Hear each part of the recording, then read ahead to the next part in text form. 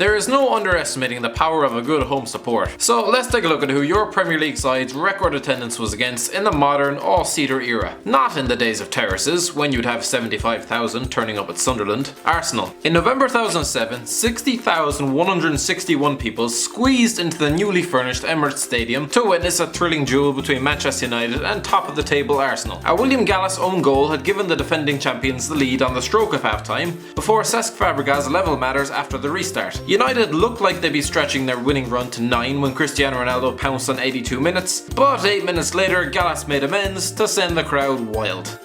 You can't blame the Burnley supporters for turning up in big numbers for the game against Manchester United in April. They'd only lost 4 times at Turf Moor all of last campaign. First half goals from Anthony Martial and Wayne Rooney silenced at 21,870 though. Bournemouth's game with Liverpool in April 2016 almost made this list, only for it to be beaten to the punch because 2 people were obviously more interested in watching them play Burnley. 11,388 piled into the Dean Court for the end of season win over the Clarets last May, with Josh King's late winner no doubt sending them into delirium. Brighton will be playing top flight opposition every week this season, but they acquitted themselves adequately when they took on Arsenal in an FA Cup 4th round tie at the Amex Stadium in January 2015. The Gunners were pushed all the way by Chris Hughton's side and narrowly edged it 3-2 in front of a record crowd of 30,278. Chelsea. Of all the high profile top of the table duels Chelsea have had in recent years, you might have thought the crowd would have been more invested in those rather than a Boxing Day game at home to West Brom. A record 43,417 turned up to watch the Blues snooze to the most routine of 2-goal victories over the Baggies,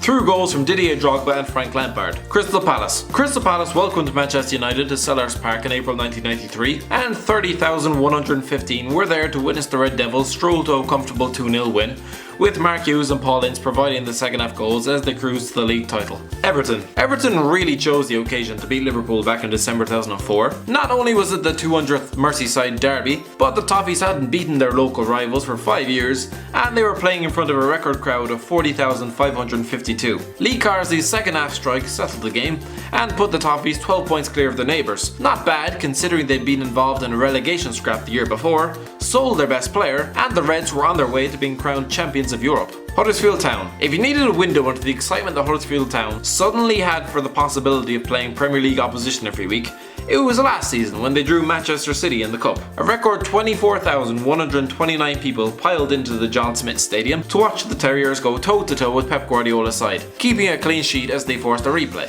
Liverpool. With the addition of Liverpool's new £150 million main stand last season, Anfield's capacity has now been boosted to 54,000.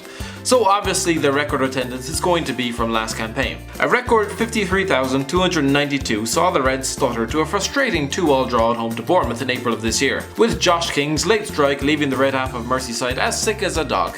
Leicester City. You have to hand it to Leicester City supporters. They might not have sensed what was coming, but there was certainly a goodwill factor in the air from the minute go of the 15-16 season. After ending the previous season in spectacular fashion, an excited 32,242 watched the opening day exorcism of Sunderland, with Riyad Mahrez bagging 2 in a 4-2 win. Man United. I'm not sure why so many flocked to Old Trafford for an arbitrary league game with Blackburn Rovers in March 2007. 76,098 supporters turned up, and the champions-elect put on a show. Despite falling behind to Matt Derbyshire's early goal, they ended up dismantling Mark Hughes' side with ease, with goals from Paul Scholes, Michael Carrick, Park Ji-sung and Ole Gunnar Solskjaer. Man City. It's testament to how terrified the big dogs were of Leicester City 2 years ago that more turned up at the Etihad to watch them play the Foxes than they did to see them play Barcelona. They were not rewarded for their loyalty. The record crowd of 54,693 witnessing City lose 3-1 at home to the surprise package, with Robert Huth bagging twice as the Foxes moved 6 points clear of them to sit top of the table. Considering it was February, people were beginning to take them seriously. Newcastle. It was a huge game for both sides, and the attendance of 52,389 certainly reflected that. Manchester City arrived at St James's Park for the penultimate game of the 11-12 season, knowing that anything but a win would do,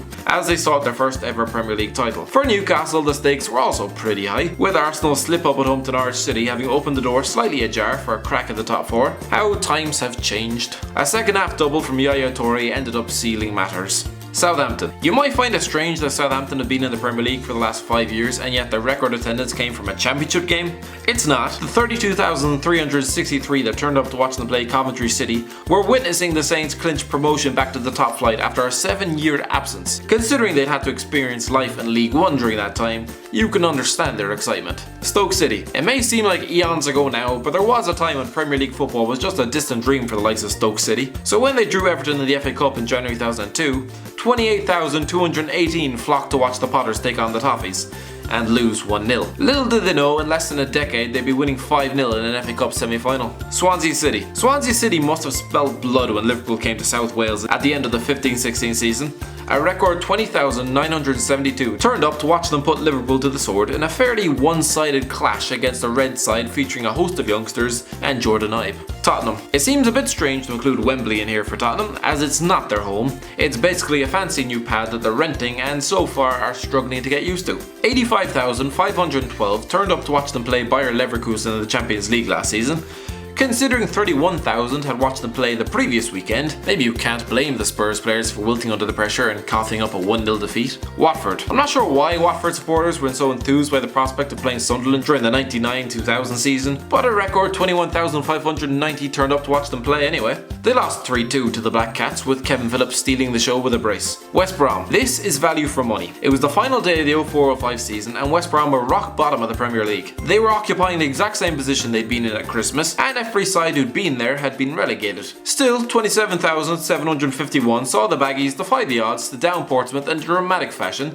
Late goals from Jeff Horsfield and Kieran Richardson providing the club with one of their best ever days as they secured their survival. West Ham. Another brand spanking new stadium, another set of supporters who aren't really sure how they feel about it. So used to their cosy setting of Upton Park, the arena made for Olympic sprinters probably doesn't have the same intimacy. Anyway, 56,985 watched West Ham labour to a 1-0 victory over Sunderland at the London Stadium last season, although I can imagine a large portion of those were already in the car park and muttering obscenities about Simone Zaza's finishing by the time Winston Reid had popped up to score in the 94th minute.